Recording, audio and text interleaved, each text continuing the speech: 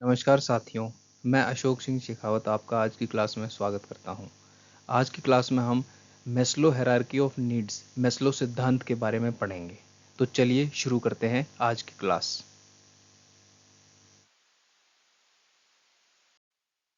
Abraham Maslow एक American psychologist थे जिन्हें साइकोलॉजी के क्षेत्र में काम करने के लिए जाना जाता है। उनका जन्म 1 अप्रैल 1908 में ब्रुकलिन, न्यूयॉर्क में हुआ। उनका बचपन अकेलेपन में बीता, लेकिन उन्होंने किताबों में अपने आप को सहज महसूस किया और अपना ज़्यादातर समय वे लाइब्रेरी में बिताते थे। शुरुआत में उन्होंने लॉ की पढ़ाई सिटी कॉलेज न्यूयॉर्क से की और आगे की पढ़ाई यूनिवर्सिटी ऑफ विस्कॉन्सिन में हैरी हर्लो के निर्देशन में की। अब्राहम मैस्लो का हायरार्की ऑफ नीड्स प्रेरणा का एक सर्वोत्तम सिद्धांत है।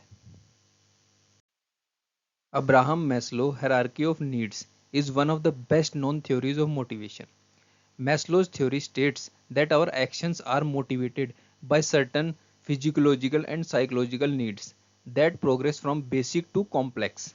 मैस्लो ने कहा, हम कोई भी कार्य करते हैं उसके लिए प्रेरणा हमारी फिजियोलॉजिकल और साइकोलॉजिकल नीड्स होती हैं जो हमें बेसिक से लेकर कॉम्प्लेक्स की तरफ ले जाती हैं।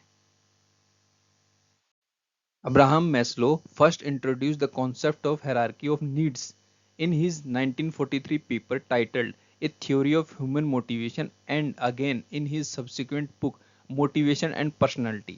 अब्राहम मैस्लो ने सबसे पहले हायरार्की ऑफ नीड्स 1943 में ए थ्योरी ऑफ ह्यूमन मोटिवेशन में पब्लिश की थी और उसके बाद उनकी जो किताब थी मोटिवेशन एंड पर्सनैलिटी उसमें पब्लिश की थी। अब्राहम मैस्लो ने जरूरत के अनुसार समाज को 5 वर्गों में बांटा है, जिसमें पहला है शारीरिक आवश्यकताएं यानी फिजिकल नीड्स, दूसरा है सेफ्टी रिक्वायरमेंट्स यानी सुरक्षा की आवश्यकता, तीसरा है प्यार एवं संबंधों की आवश्यकता यानी need for love and belongings, चौथा है सेल्फ रेस्पेक्ट रिक्वायरमेंट्स आत्मसम्मान की आवश्यकता और पांचवा और अंतिम है सेल्फ एक्चुअलाइजेशन यानी आत्मबोध। Physiological, safety, love and belonging, esteem, self actualization. Physiological needs शारीरिक आवश्यकता। मैस्लो थ्योरी के अनुसार मनुष्य की प्राथमिक आवश्यकता उसकी शारीरिक संतुष्टि होती है, जिसके अभाव में वह जीवन व्यतीत करने की कल्पना तक नहीं कर सकता। शारीरिक आवश्यकताओं में भोजन, पानी, वस्त्र, मन की एकाग्रता, यौन संबंधी आवश्यकताएं एवं शरीर के आराम हेतु निद्रा यानी नींद आवश्यक है। इन सभी आवश्यकताओं की पूर्ति हो जाने के पश्चात इन सभी आवश्यकताओं को स्थायी रूप प्रदान करने हेतु एवं इन आवश्यकताओं को संरक्षित करने हेतु उसे सुरक्षा की आवश्यकता महसूस होती है।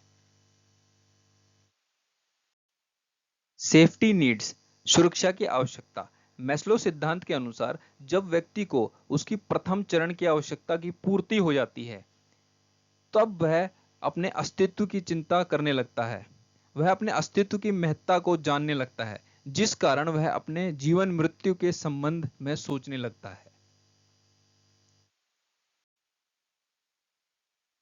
लव एंड बिलोंगिंगनेस प्यार और संबंधों की आवश्यकता। व्यक्तियों को अपनी आवश्यकताओं की पूर्ति हेतु अन्य व्यक्तियों की आवश्यकता होती है। वह इन समस्त आवश्यकताओं की प्राप्ति अकेले रहकर नहीं कर सकता, जिस कारण वह अपने परिवार का निर्माण करता है एवं समाज के साथ विभिन्न प्रकार के संबंधों की स्थापना करता है, जैसे पत्नी, भाई, बहन, प्यार, दोस्त आदि। सेल्फ रेस्पेक्ट एस्टीम नीड्स आत्मसम्मान की आवश्यकता।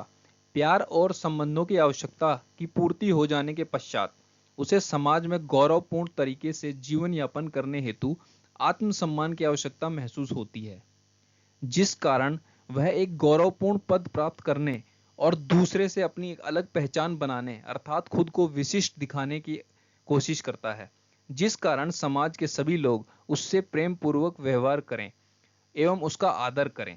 मैस्लो के अनुसार मनुष्य अपने जीवन में इन चारों चरणों की प्राप्ति हेतु सदैव क्रियाशील रहता है। सेल्फ एक्चुअलाइजेशन नीड्स आत्मबोध। आत्मबोध को मनुष्य के लिए महत्वपूर्ण माना गया है। मैस्लो के अनुसार आत्मबोध मनुष्य की आवश्यकताओं का अंतिम चरण है। इसके अनुसार मनुष्य को आत्मबोध तब होता है जब वह अपने चारों चरणों की पूर्ति कर लेता है। इसमें व्यक्ति अपनी आंतरिक शक्तियों को जान लेता है और उसे आंतरिक संतुष्टि की प्राप्ति होती है। आत्मबोध अर्थात आत्मा को जानना, सांसारिक कटुता एवं सत्यता को पहचान लेना ही आत्मबोध है, सेल्फ एक्चुअलाइजेशन। आज की क्लास में हमने अब्राहम मैस्लो की हायरार्की ऑफ नीड्स के सिद्धांत को पढ़ा। मैस्लो ने समाज को जरूरत के अनुसार 5 भागों में विभाजित किया है। तो पहला क्या था? फिजियोलॉजिकल नीड्स, दूसरा था सेफ्टी नीड्स, तीसरा था बिलोंगिंगनेस एंड लव नीड्स, चौथा था आपका सेल्फ रेस्पेक्ट और एस्टीम नीड्स, और पांचवा था सेल्फ एक्चुअलाइजेशन। तो व्यक्ति की जैसे जैसे ये आवश्यकताओं की पूर्ति होती है वैसे वैसे वो अपने अलग अलग लेवल में पहुंचता जाता है। जो लास्ट लेवल है जिसे हम कहते हैं सेल्फ एक्चुअलाइजेशन, इस अंतिम चरण में केवल 1% व्यक्ति ही पहुंच पाते हैं, जो हमारे समाज को बेहतर बनाने में अपनी महत्वपूर्ण भूमिका निभाते हैं, जैसे स्वामी विवेकानंद, एपीजे अब्दुल कलाम आदि। तो आशा करता हूं आपको आज की क्लास अच्छी लगी होगी। तो इसी के साथ आज की क्लास को हम यहीं समाप्त करते हैं। धन्यवाद।